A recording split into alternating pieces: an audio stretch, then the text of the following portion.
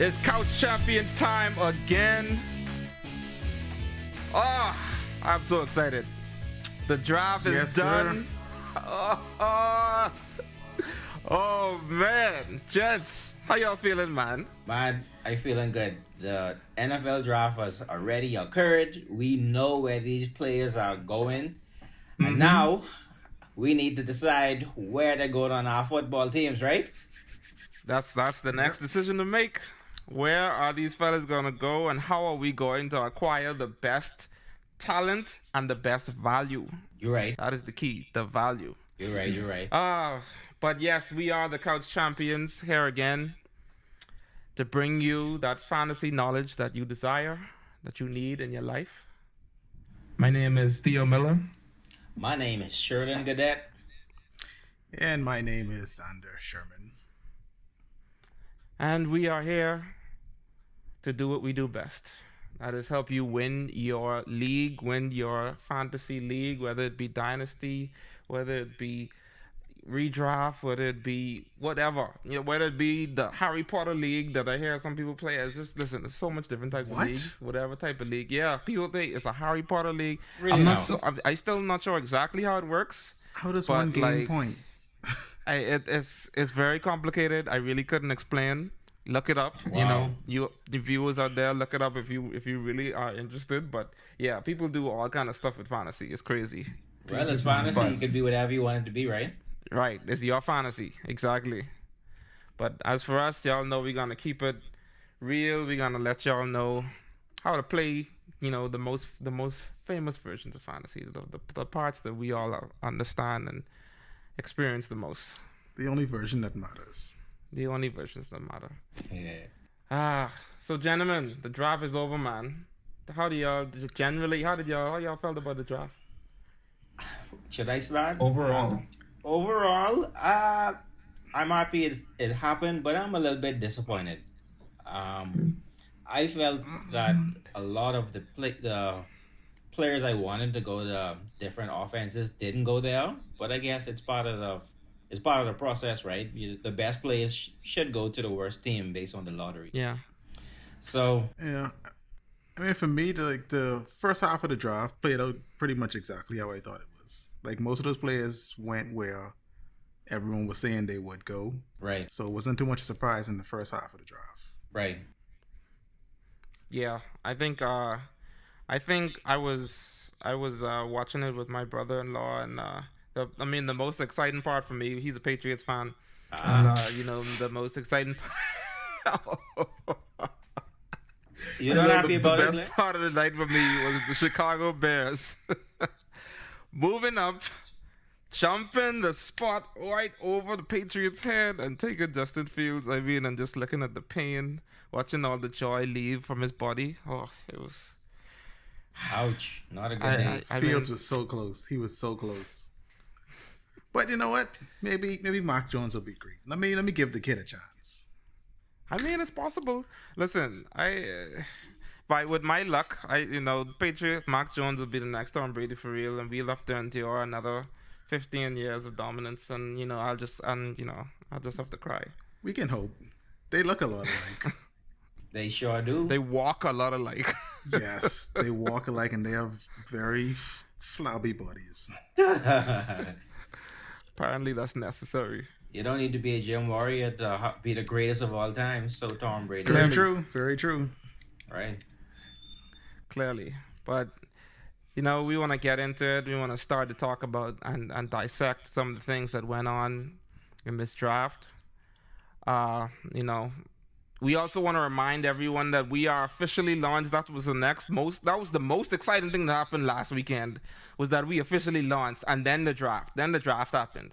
But the fact that the Couch Champions officially launched to the world, we are out there for you to view on YouTube, for you to download our podcast on Apple Podcasts and Google Podcasts and pretty much wherever else you can get podcasts. That was the most exciting thing that happened last week. Wouldn't y'all say? Yeah, and I gotta say, for those of you guys who have already liked and subscribed, man, I appreciate it. Yes. I appreciate it so much. Put a lot into it already, and we're going to put a lot more into it. So just stick with us and watch us grow. And I promise you it'll be something that you will love. Yes, definitely. This is a passion for the three of us here, and we just want to continue doing it and do it to the best of our ability. So thanks for tuning in and keep doing it. Let's get to Moving it. right along. The first thing we're gonna do, guys, is we're gonna pick our FFFLs, not friends for life. We're gonna pick our favorite fantasy football landings. Okay, that was a Each lot of of us have F's. picked one player. Yeah, I know that was a lot. That was a lot. That was I was quite a stretching lot. it a little bit. I know. Just let me get away with that. Right. Um, we each picked our favorite draft landing, and we're gonna talk a little bit about why we liked it and some of the fantasy implications of the landing. So, Shirlen, you want to kick it off for us?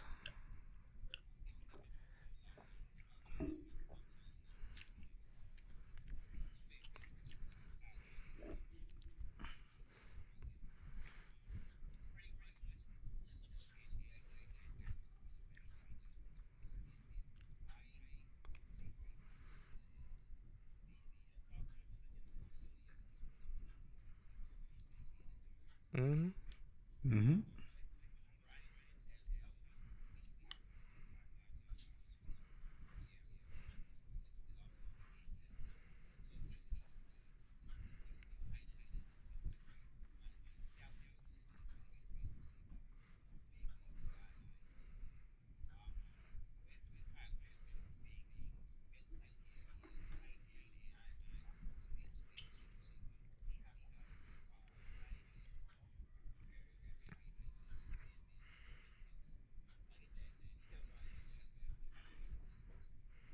My second Like, pick. how dare you disrespect the name of Hayden Hurst? How dare you? Well, I mean, good for He, you, man. he disrespect his I own couldn't. name.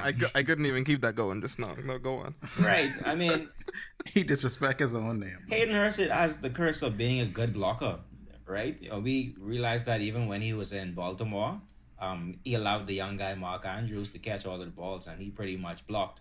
So I mean, Yeah. he does play a role football wise, but fantasy wise, hey, do your job and let Pitts do his job, right? I mean, Yep. sounds about right. My second pick is rookie Elijah Moore to the Jets. Oh, I love this guy. Yeah, and so I mean, let's look at who is there. The wide receiver one there right now as it stands is Corey Davis. You know, he's a big body, but everybody else, but Jamison Crowder, we're expecting him not to be on the team anymore. Second year, Denzel Mims is across the field. But what I like about Elijah Moore is he's a slot, and we have an impending rookie quarterback there. And two things that rookie quarterbacks like, it's tight ends and it's the short passing yards of Elijah Moore. And I've watched the tape and I've seen Elijah Moore. He's able to separate and separate quickly. And so always having that reliable short target there for you, I mean that's awesome. And so I really feel he has a chance to lead the team in yards. Apparently he can line up in the backfield as well. And so I'm really excited about that prospect. I agree. There's a certain connotation with Jets players that we've all kind of built up over the years, and Yeah. we really have to work hard. That's one of the reasons why we're doing this right now. Why we want to talk about it, because we have to work hard to break the stigma. You know, there's a I stigma on. You can't just, I don't think while I don't think we need to break the stigma. The Jets need They to break need to the break the stigma. True, fair enough. We need to Fair have a enough, Hawker Jet but Day.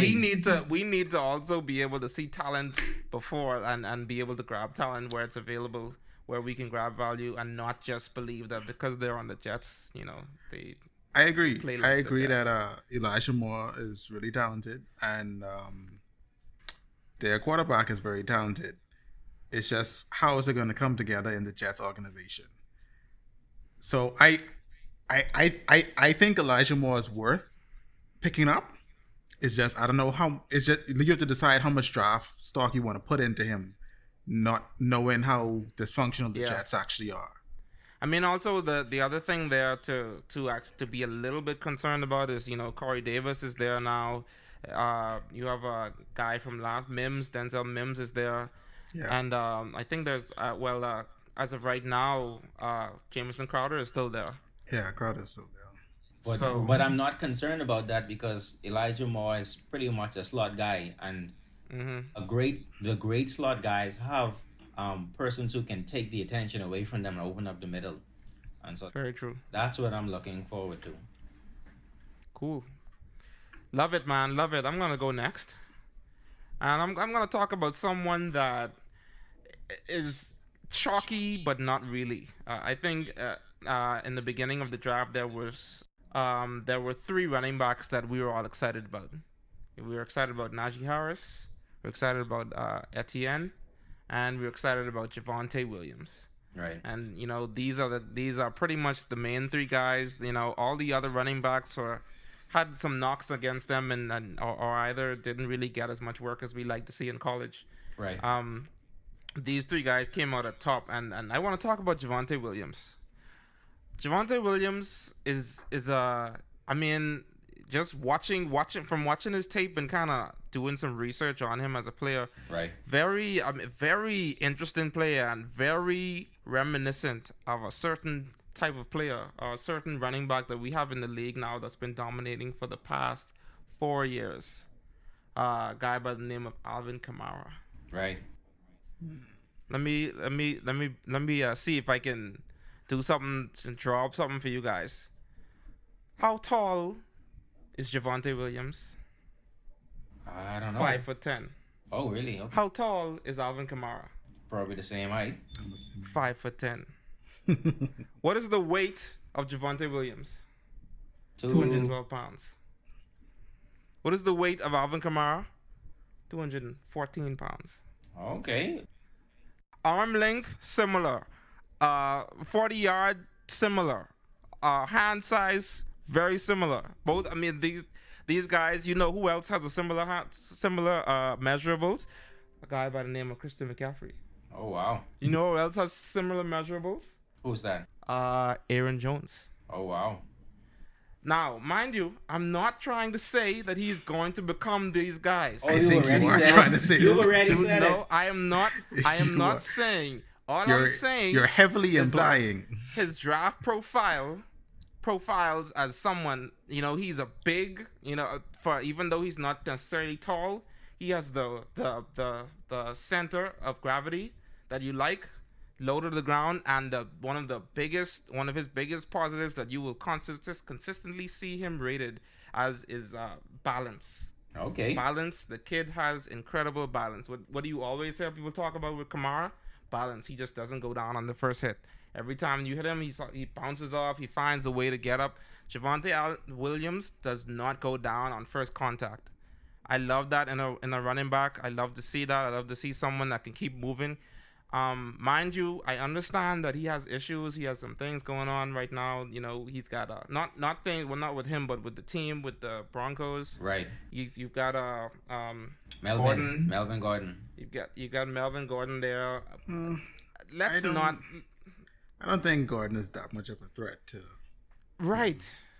That it's not that much of a threat. And in dynasty leagues, Javonte Williams. Listen, if you get to the mid first round and Javonte Williams is there, you better be grabbing him. Well, I'll write that down. This guy is going to be valuable. This guy is going to be very, very valuable in the future. Maybe not this season, but Javonte Williams is someone to watch out for. He also catches the ball really well.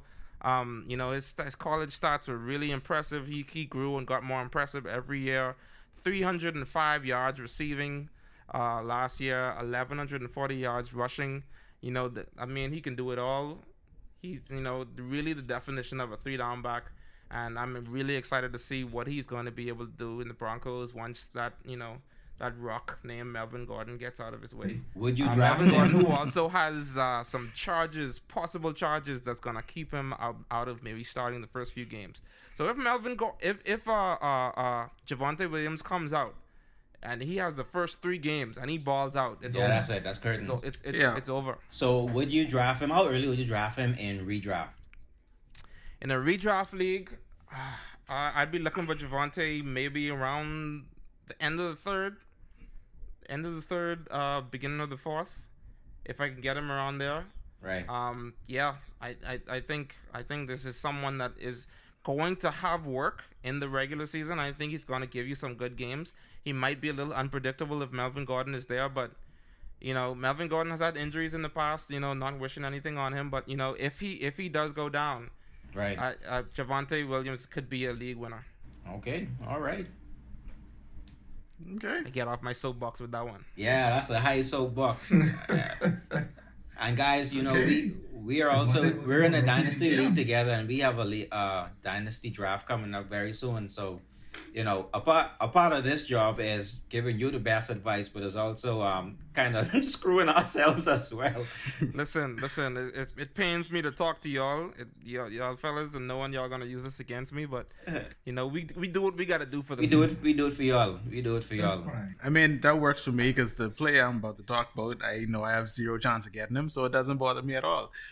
And the player I'm talking about is Jamar Chase, and I'm sure he'll be gone long before my turn comes. Quite possibly. So, the player I picked for the perfect landing spot, of course, Jamar Chase. He had time with Joe Burrow in college, so it's always good. I mean, it's good that he has a quarterback who already has a rapport with him. So, you would assume Joe Burrow is going to look for him. Now, I know the knock on Cincinnati is their O-line is trash. So this may, cause some issues with Jamar. Can't really throw the ball if you don't have time to throw the ball. Right.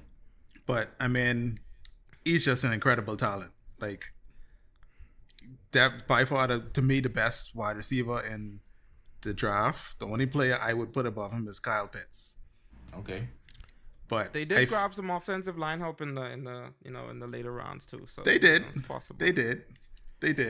They didn't grab Sewell. No. But maybe who knows? Sewell might not have worked out, and I think Jamar Chase will definitely work out for them. Mm-hmm. Like I say, that connection between him and Joe Burrow is that I feel is going to have a big impact on him. So if you could grab Chase, I feel like that's a plug and play wide receiver you'll be getting. When do you think Burrow will be back? I think Burrow should be back start of the season I think so too. because he got injured like mid-season. Around mid, I think coming on the other side, I think it was mid to I think it's around game 7, 8 maybe. Right. But from what I've heard, it's a little bit more than a year. So I've heard because I think it's an ACL and PCL. Excuse me if I don't have all the L's right. But it's two I think it two might be different MCL. things. Right. I think it might be ACL and MCL. I think. And so I do think he may miss a few games, maybe 2 or 3. I'm not sure. But I mean, I wouldn't let that scare me away from Jamar Chase. No, I mean Jamar Chase still gonna be drafted top 3 Right. in redraft league, not As he redraft in should dynasty be, as he leagues. should be. And even in redraft, I could see him going second round. Oh, that's high. I could see it. Yeah, don't be afraid, man. The one of the greatest things about Dynasty playing in Dynasty League is even when you're playing in Dynasty Leagues as well as redraft is you get a leg up on seeing all these rookies because you're already in it. As you prepare to do rookie drafts and as you watch all these things, you're watching a little bit closer from now. Whereas those hardcore redraft players, they might not start looking until later summer months. You really get a chance to get a leg up on who is who, and maybe draft some of these guys that people aren't necessarily familiar with when they're looking in. And guys, I'm gonna put a promise out there that I'm gonna have to keep now that I say it. We've started ranking our rookies now, and we're gonna give you some rookie rankings because we know lots of you play Dynasty, and you will want to see who we think you should be drafting first, second, third, fourth. Yeah. So quick question before we move on. Which of the rookies we just named do you think has the biggest first year? That's a good question. So that's Jamar Chase, Javonte Williams, Elijah Moore, Kyle Pitts. or Kyle Pitts.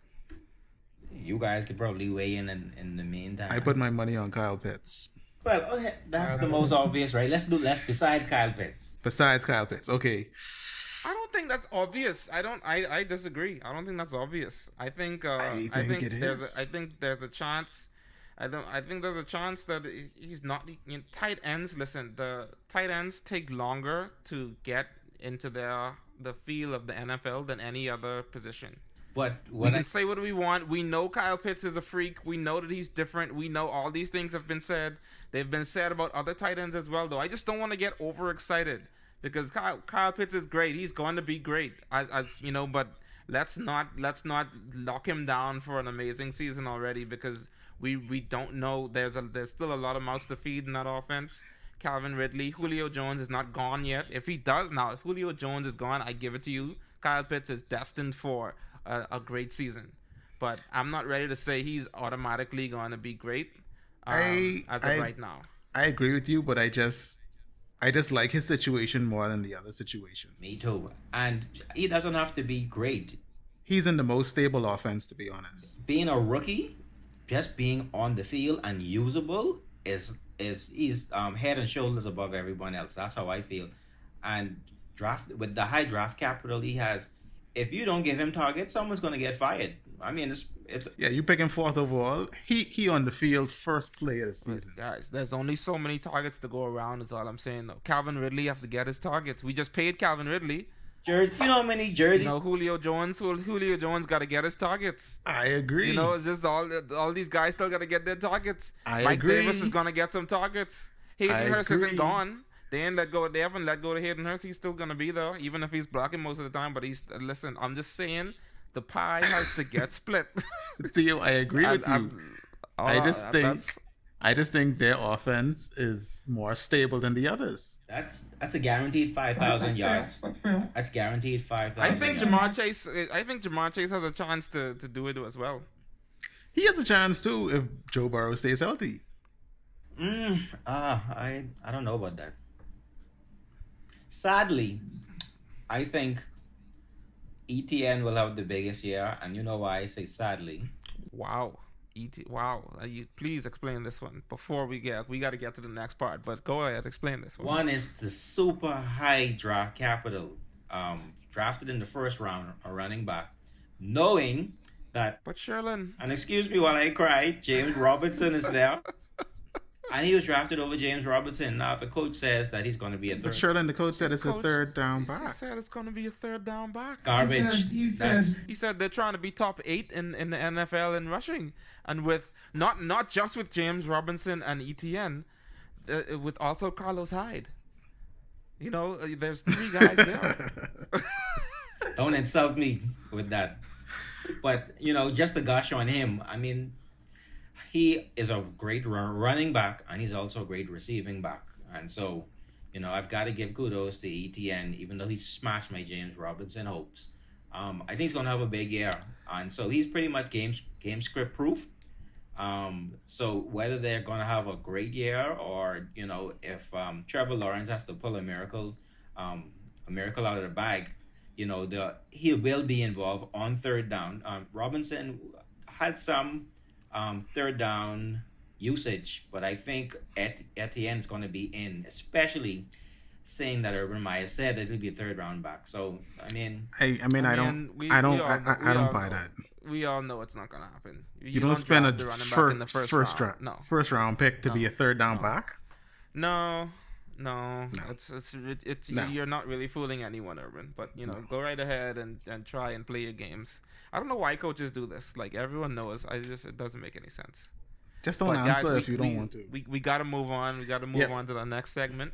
You know, some of the biggest thing that any real researchers are gonna see from everyone in these following weeks are who were the biggest winners and losers from the draft.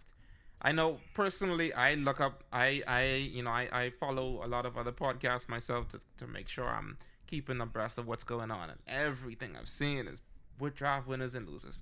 Who wins? Who's lost? The players, the teams, the NFL, contingencies, all these different things. You guys are gonna be able to find the winners and losers, and we're still gonna talk a bit about that in the future as well.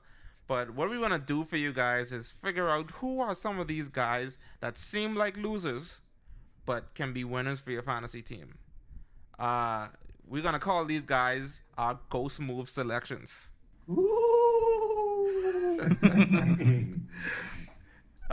the Bahamas, we have a saying called "ghost moves." This is when a person, could be a lady or a fellow, decide to, just step out and not necessarily tell their significant other that they going anywhere, and just, you know, Let's just leave it like that.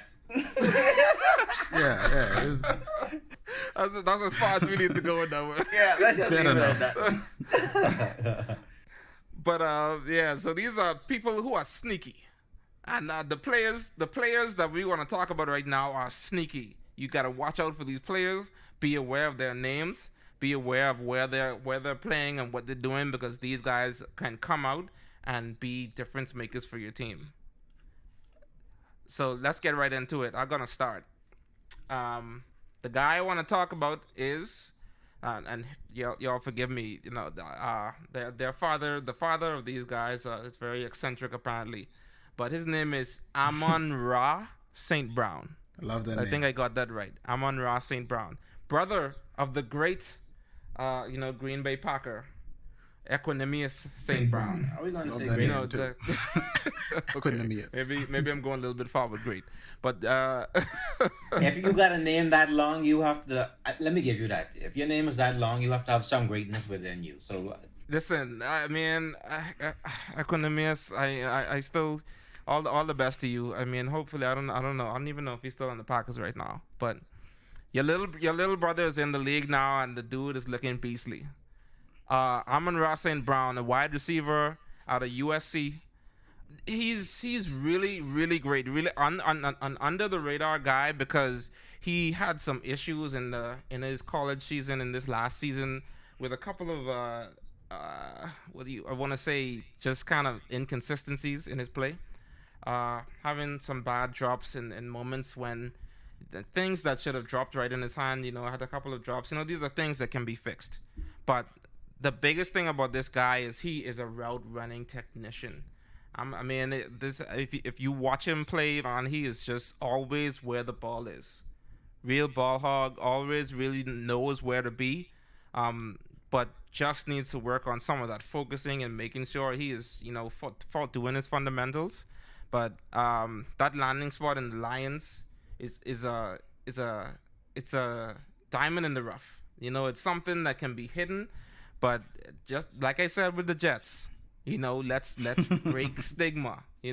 Lions, as Xander said, let's break stigma. Come on, guys. Jared Goff is not terrible. Jared Goff can throw the ball. We've seen him have success in the past with Cooper Kupp. We've seen him have success with Robert Woods. Both of them very fantasy viable players, as long as Jared Goff is throwing them the ball. So let's not just count him out just because he's in Detroit. That Jared Goff can get them the ball, and Amon-Ra St. Brown is who else is there? You got Brashad Perriman, you got Tyrell Williams. I mean, I think that is his biggest selling point. There's nobody else there. there's no one else there. Targets, man. Targets is the name of the game, especially if you play in a PPR, that's point per reception league. Targets is what you want, and Amon-Ra is going to have targets, and he's possibly going to be starting. He's probably going to get right on this field, and not a whole lot of these wide receivers, even the ones that we love, we're sure are going to have roles day one. So we need to be aware of people like this. Amon-Ra definitely is a little bit of a rougher prospect, but I think there's going to be a lot to watch with him. He's an explosive guy, super fast. I think he ran a 4.4 in his pro day. But I mean, I really love what I see. I would hope that he can get past some of those lapses in concentration and taking his eye off the ball and dropping some of these passes. You have certain guys that they make the most difficult passes, but the easy ones just seem to drop. We've seen that before. Hopefully he can get over that, but Just say Deontay Johnson, please. Just say it. Oh yeah, yeah. Well, we've seen that before. Definitely, we've seen him get benched for it. But hopefully he doesn't do that with the Lions and get his ankles bitten off by his coach. Protect your ankles. But yeah, man, Amon Ra is the guy. That's the guy I think is a sneaky good guy to watch out for, and just be aware of that I'll name. go. Okay, let's go next. So I originally had Amari Rogers as my pick, Right. but with the Packers and certain uncertainty with the other Rogers on that team, I Something just to think about. I find it hard to put stock in any Packers players other than Devontae Adams and Aaron Jones right now. Sander, can I interrupt? Do you think they were kind of trolling Rogers and saying, we're going to get Rogers this year. We're going to get Rogers some help. Rogers?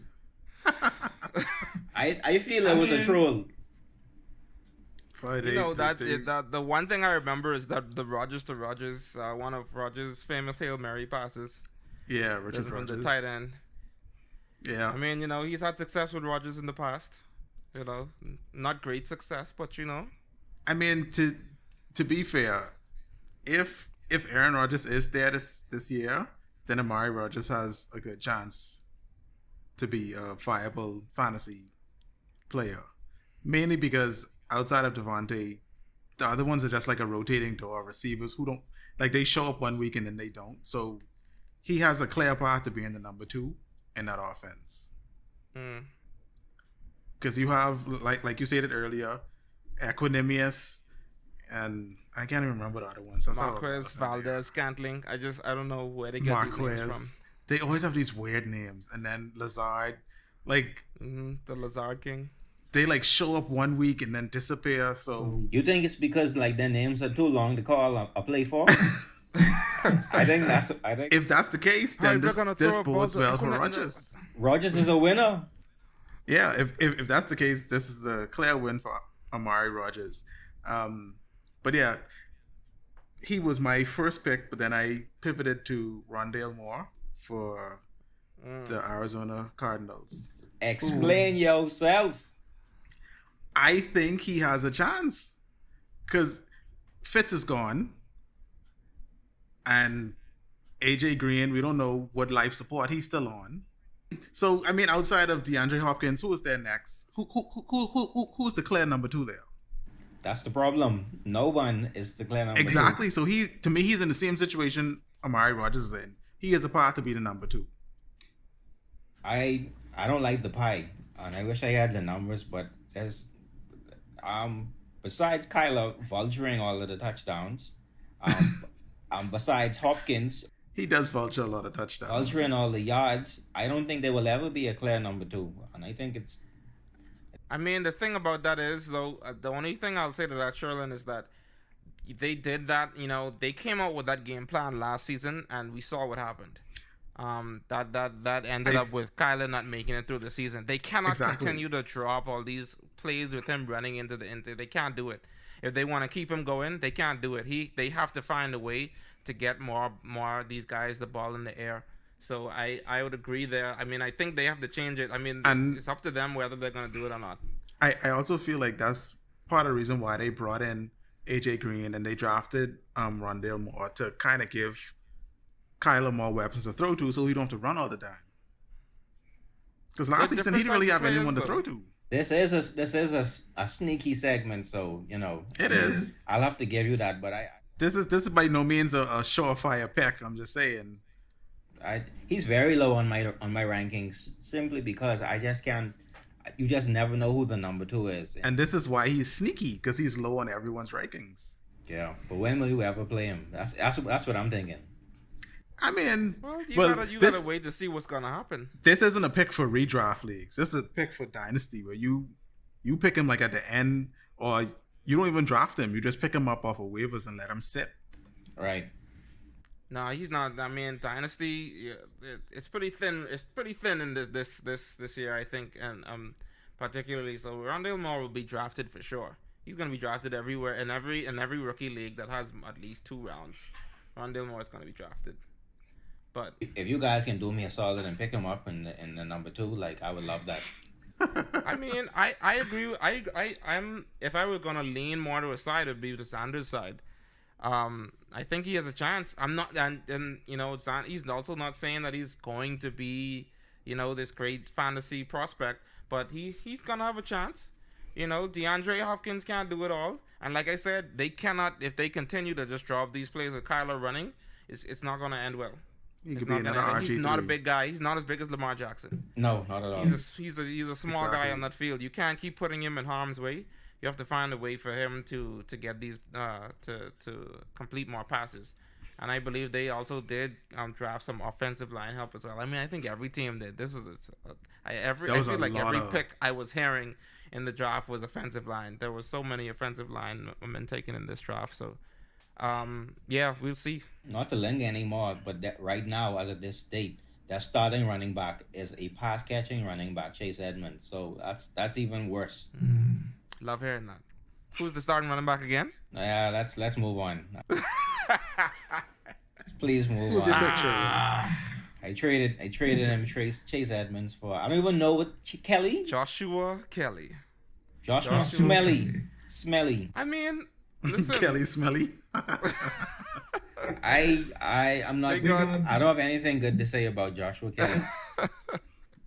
Chargers got Larry Roundtree, I think, in the 4th round or something like this guy. This was running back. I hadn't heard anything about him. Joshua Kelly could still have a chance to be something. You never know. You never know. But I Won't be mean, anything on my team this year.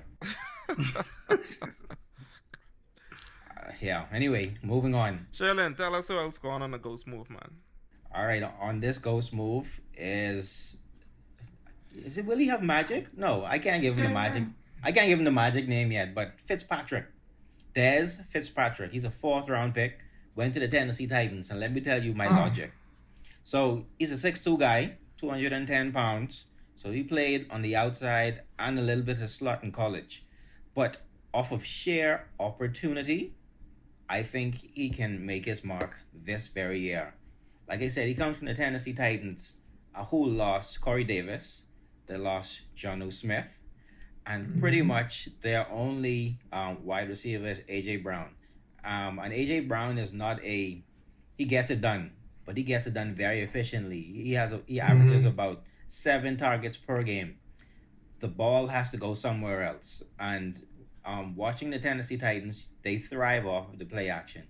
And then the play action, you would have AJ probably running up high on the left, and you'd need someone underneath. And I think Dez Fitzpatrick in his first year can either replace the Corey Davis role or the Jonnu Smith, very low and in the 5 to 10 yard game. And so that's somebody I think he's gonna make a mark. Dez Fitzpatrick. Just remember that name. I'm not saying to go on and draft him. Don't use any draft capital. I mean, you were throwing up all these eyes at Xander. But I'm over here like who? Fitz who? like I knew Rondale Moore going into this draft.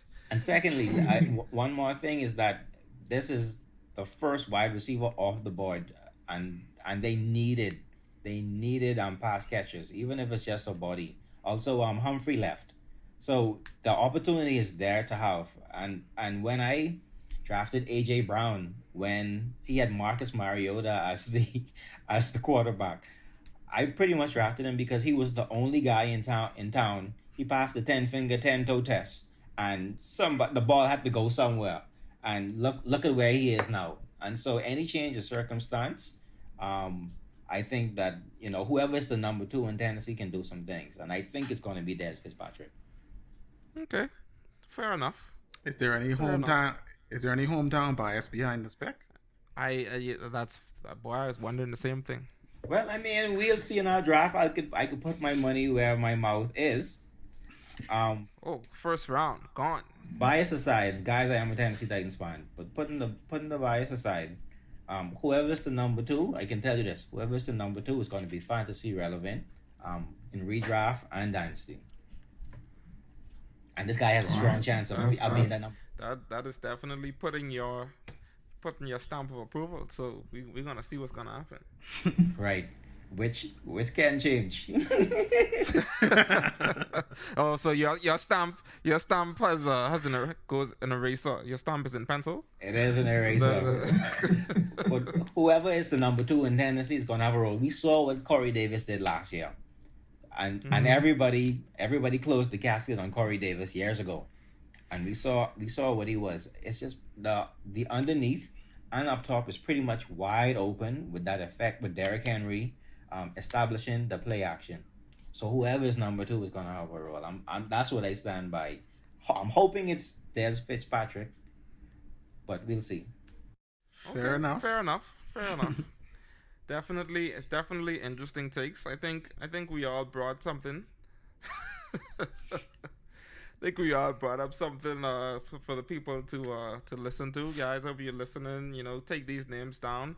Make sure you at least know, when you hear the names, where it's coming from. It's always good to have the jump. It's better to know a player and not need him than to need a player and not know him. So, let's be in the right spot at the right time.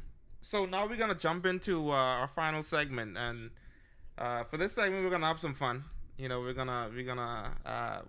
Shirlen Cadets rookie. His rookie draft. What do you call it? What is this? I'll just call it my. Is it way too early? I'll just call it my early rookie draft rankings. This is my. Okay. This is my top 30. I'm not gonna go through the 30. Let's do top 10. Fine. So Fair enough. Let's do the top 10. So in a dynasty draft, a one quarterback league. So let me say a one quarterback dynasty. This is how I'd rank it. Najee Harris going to Pittsburgh. Great opportunity. We know Pittsburgh loves to run the ball. They want to run the ball. Big Ben, he doesn't have the arm that he used to have, and so they're going to need to have an established running game. And Najee Harris can run and catch. Of course, we've gushed about Kyle Pitts. That's who I would take number 2. Travis Etienne, I would take at number 3. Jalen Waddle, going to Miami. Great pick, I think. Number 5, Xander talk about Jamar Chase. Number 5, Jamar Chase. And number 6 is Smith. And so they're pretty much tied to me. Both reunited with their college quarterbacks. Right. You get 3, 4. I mean, 4, 5, and 6. 4, 5, and 6, both reunited. So there's that familiarity there, and they're great prospects already. 4, 5, and 6. 7 is everybody's favorite, the most handsome guy on the field, Trevor Lawrence. Then Marshall going to Carolina. I like that landing spot because there's pretty much no one else there besides Moore. You Yeah, have Moore Moore. and Robbie Anderson. We have Robbie Anderson. I think he can be a day one starter. Kadarius Toney going to New York Giants. Hopefully, Danny Dimes can get it together. Yeah. But if he does, I think he can be. And number 10 is Javonte Williams going to Denver. He would be a little higher, as Theo said, if he had the starting role from day one. But he has to get through the Melvin Gordon bushes, and if he does, oh my gosh, he could be a steal, according to where you can get him. So that's my top 10. Interesting. I think when you first posted this in our WhatsApp group, the first thing that Xander said was he had questions. Let's hear your question. Xander, let him fly. Let him fly right now, because I have questions too, but I want to hear your questions. Where's my cup? I need to have my cup. You define your rum now. No rum for you. I wish I asked my question because I can't remember no more. Oh, is it because I explained it so well? No, it's nothing to do with that.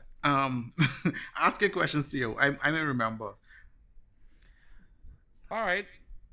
I guess my first concern is Jamar Chase underneath Jalen Waddle. I Yes, I think I had haven't that seen question that. as well. I haven't seen that ranking anywhere. Personally, I mean, actually, no. That's not true. I have seen Waddle kind of fluctuate. For me, I think Chase will have a bit more opportunity, and is a bit more of the prototypical, X receiver that's gonna, you know, get demand targets. He definitely Uh, will, but we got to remember that it's still Tyler Boyd who demands a lot of targets, and we also have what's my guy's name? And he's my guy, Higgins, T Higgins. who pretty much was the number one last year in terms of yardage and touchdowns. Yeah, that's what I was gonna ask. I was gonna ask if your rankings were based more on team as opposed to player. It's a combination of all. It's a combination of value, opportunity, and what I think you will be able to produce. Okay, because in the way I see, I feel like Chase has a higher upside, but I feel like Waddle is on the better team to produce. Like he's in a better situation. And that's why I ranked him. I just gave him a little nudge over Chase because I think Waddle can be the man. I think he can be the man from day one. It's really gonna be interesting. I feel like we know a little bit more about this Bengals team than we do about this Dolphins team right now. I feel like I'm just there's a whole lot more there's a lot more questions I have with Chase to added to the Bengals team. There are questions, mind you, but we know Joe Burrow has succeeded. Joe Burrow has succeeded when he was healthy. He's coming back. I fully believe that he's gonna come back fully healthy on day one. That's what I believe. And so, I don't think there's gonna be any hesitation for him to go out there and just start slinging the ball again. Tua, I'm looking for that fire. That's what I want to see. I want to see that fire. Uh, I want to see him find his targets and make the moves that he did in college. Because last year it was a little bit troubling. I've been promising to watch Tua's tape again. I really don't see why people are so low on him. I mean, he didn't have a superstar year, but I think he did well, and he was pretty much thrust into the fire from very early. And you have to take your lumps. Everyone isn't a Patrick Mahomes or a Herbert. Mm-hmm. I think I think Herbert can do a little something this year. He may just be the slow and steady mover. Tua, you mean? Sorry, Tua. I think he can do a little something this year. Yeah, I'm not as down on Tua as everyone else is. I feel like people haven't given him a fair chance, and I mean that's the nature of the NFL. They're giving quarterbacks like one season to perform, and it's like, come on, bro. The guy who you had the time for Tua for the year before. Give him a chance to succeed. Now I do remember my question. He deserves a chance. I do remember my question. Your 23 spot, Stevenson, running back to New England. Okay, of course the New England question. Let's hear it. Whilst I am a New England fan, I very intentionally try never ever to have stock in New England's backfield. Oh, so I ranked him too high. I would think so. Because I mean, you probably by ranking him have ranked him too high, is what he's saying. Yes. Because just by hearing his name, the nature of New England's backfield is no one is really ever the bell cow. Like they never really have the guy. It's always a carousel, and I mean they have some pretty good backs now. They have Harris, who was pretty underrated last year. I wouldn't say underrated. He did something. He did a lot more than people realize. And then you have Sony Michel, who I'm not sure is going to be there anymore. I feel like they should get rid of him. I saw a report saying that Bill stated that that's going to be a great 1-2 punch. Sony Michel and Damian Harris. And then he drafts Stevenson. And then of course you still have James White. Yeah. So, no. You it's always a second. Wasn't there some Buccaneer rumors? No, that didn't happen. He resigned. He resigned with the Patriots. Yeah. So there's currently three backs in the back there who are all, I wouldn't say great, but they're all serviceable and they all get on the field. All taken into consideration, but at the end of the day, he's still a running back. Um, he's still a running back, which has value, and you know, it is very hard to determine who is the guy in New England. But there are stretches where the guy is the guy. We all remember Rex Burkhead, his stretch. We all remember Garrett Blunt and his stretch, the James White and his stretch. And so while they may not give you consistent value all year, I wouldn't mind if I had a waiver option or a fourth round draft pick in my dynasty league to just stash him on the bench. The problem is timing that stretch. Right. You mean just taking up the draft spot until it happens? Yeah, because I mean, we all remember Jonas Gray, monster game, No, four we don't. touchdowns. Oh, I've never heard it. You heard of it, Theo? Ooh. Yeah. Okay. You never heard of Jonas Yeah, Gray? I've heard of Jonas Gray. Yeah. This goes to my point. He came in one game for New England, got 4 touchdowns. He light up the board. He was on the cover of magazines the next week. What year Did was he play this? the following week? No, he did not. He was No. benched. What year was this? I can't even remember. I think this was Oh, when man. this when Ridley was still on the team. Right. Yeah. This was a while Steven- back. These Steven- Patriots Oh, scars run deep. But I remember that though. I certainly remember. After that game, I was like, I ain't putting no stock in Patriots running backs no more. I agree with you. Yeah. I remember drafting Rex Burkhead in Dynasty maybe in the third round or second round, and yeah, regrets. I mean, I wouldn't say write him off, but if you draft him, have that in the back of your mind that the Patriots backfield is very volatile. He could never see the light of day. Exactly. In a similar vein, one of the questions I have is about actually one of the wide receivers for my team, the LA Rams. I see you have Tutu Atwell at number 11, above Elijah Moore, above Michael Carter. Above some of these guys, Amon-Ra St. Brown, above some of these guys that maybe were drafted a little bit higher and maybe I've had a little bit higher stock even coming in. I'll be honest. I tried to go as deep as I could. Tutu Atwell was not someone that I was aware of until we picked him. I did not know he existed, and the dude is 5'7" and 160 something pounds, and I'm still scratching my head. I'm scratching my head too, but you guys took him in the second round, and so this was mainly off of draft capital, and Okay. and possibly looking towards this year and next year. Cooper Cup, I don't know if he's going to be on the team after this year. He possibly can take that same role, and we do know that Cooper Cup at times can win you your league. Yeah, I just Tutu just seems more like a return guy, to me. Yeah, I think he seems more like a guy who's gonna be kickoff returner, burner. He's really fast.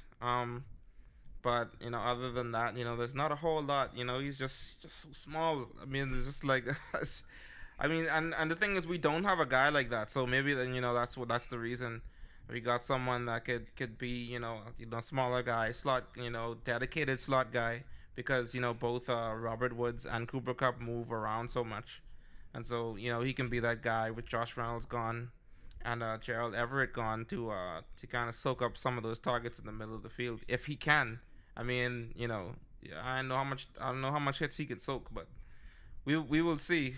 We will see. But I personally definitely would rate Elijah Moore above him, just on pure talent level. Without necessarily thinking team. But I can understand why you would. Maybe he could turn into a Deion Lewis or a Darren Sproles, that type of player. Possibly. I mean, he's a wide receiver, but definitely could still play that role. I mean, he's about as big as them, so. Right. And my rankings for this one day have changed maybe about 5 or 6 times. So Oh, My bad. He's a wide receiver. Yeah, I did not hear about him at all. I thought he was a running back. No, actually, from this, Yeah, see, exactly. That's what I was saying. I have no idea who he is. I've been hearing his name. I haven't watched too much of his tape, but from what I've seen, there is some promise. Um, I mean, listen, he's a Ram now, so that means he's gonna be great. All But right, all right. you know, fantasy wise, you know, that still remains to be seen if he's gonna be someone that Speaking about that size, can trust. do you like where I ranked Devonta Smith at number six? I think so. Yeah, And honestly, I think that's a pretty fair ranking for Smith. I'm a bit, you know, I'm cautiously optimistic there. You know, there's he definitely has, you know, he definitely will have the targets. You know, yeah, he's gonna have all the targets he can handle. Jalen Rager is there, you know, and Jalen Rager I think is another guy that didn't necessarily get a chance to do his yeah, best. You know, he had an injury. You know, all these things kind of happened to him throughout the season. You know, Wentz was off the whole season, so you know you got to give the guy a pass on that. yeah. I think the Eagles team just had too much turmoil last year for Yeah. him to even really do anything. So I think this year will be his year to show what he could actually do. And I honestly don't see anyone on this list I would put above Smith. So I think six is the perfect spot for him. There's one name that I want to see your temperature on Rashad Bateman. Uh and I think we can end it with this. As we talk about I Bateman. can't let you go without this because um, he was one of my favorite wide receivers coming in, but Me too. for me, his landing spot was the worst. So I just want to see how you guys feel about it. Yeah, I'm not happy, man. Not happy. Rashad Bateman's definitely my fourth guy after the big three.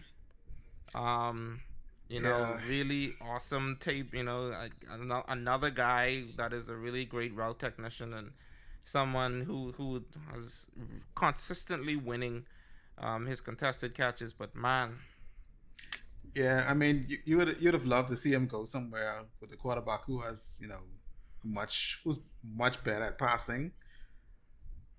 But I'm hoping that he can elevate Lamar's game. I mean, there's a world in which this is it's not as bad as we think it is. I mean, that world is, you know, the percentage chance of us seeing that world, I don't know. You know, and this is speaking as someone who's been a Marquise Brown owner for the, you know, since he's been in the league. So I know the pain of, you know, just wanting to see more go more, and there's just, you know, the pie is just so small. You know, we know that the first, you know, Lamar's running, he's going to get his yards on the ground. And so you know, trying to gauge anyone else's, you know, value or the amount of receiving is gonna get other than the tight end, the Mark Andrews. It's tough. It's just tough, and we saw them draft Rashad, and we also saw them draft another wide receiver, Tylen Wallace, I believe was his name. Another guy who actually had a really some, you know, really good tape, and you're hoping to see him go somewhere as well. They want to change the direction Yeah, that they're going in as a I team. I think them drafting the two wide receivers speak to what they want to do on Mhm. offense. They Mhm. don't want Lamar to run all the time. So, I mean, we could hope that Lamar takes another step in terms of his passing. Because I mean, think back to his MVP season. He was actually pretty good in terms of passing that year, and Yeah. He's yeah, a yeah. he was really efficient. Yeah. And I think people just figured it out last season, so he took a step back. And I'm assuming that's where they want to get back to, with him efficiently passing the ball. So they got him some people. And I mean, in terms of talent, Bateman was definitely good for them to pick up. Will it translate? Yeah. For the Ravens, great move. For fantasy, where you Yeah. know For fantasy, not so much. we're not quite as excited. I pretty much used him. I established the Bateman line, and the Bateman line is somebody 19. who has tremendous talent, but the opportunities are not there. And so, pretty much, if you got opportunities, if I see you had opportunities, you were ranked above Bateman.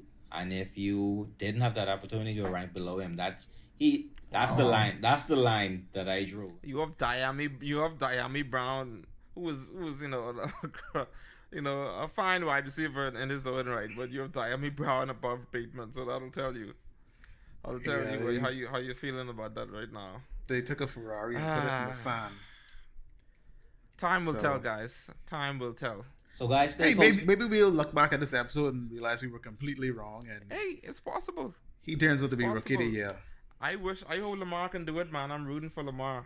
I hope so. So He's on my it's bench. gonna be up to him to see as to whether or not he can, really step his game up and get that, get the receiving to the level of the running. Is it possible? Who knows? But we'll definitely see in the season coming. I'm so excited to get to it.